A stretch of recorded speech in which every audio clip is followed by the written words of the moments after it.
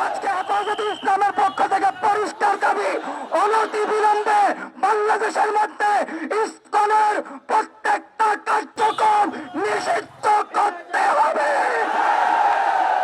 ইসকনের কোন কার্যক্রম বাংলাদেশে চলতে পারে না, চলতে দেওয়া হবে না।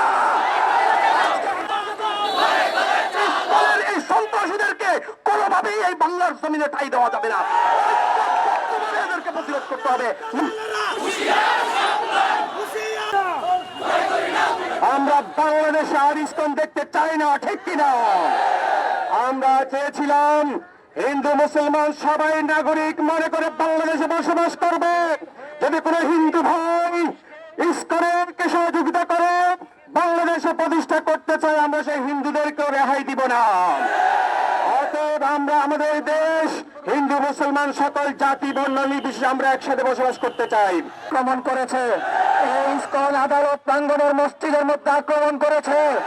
এই ইসকন আমাদের দেশে একজন আইনজীবীকে কবিয়ে হত্যা করেছে। সুতরাং এই উগ্রবাদী হিন্দুত্ববাদী সন্ত্রাসী সংগঠন ইসকনের কোন কার্যক্রম বাংলাদেশে চলতে পারে না, চলতে দেওয়া হবে না।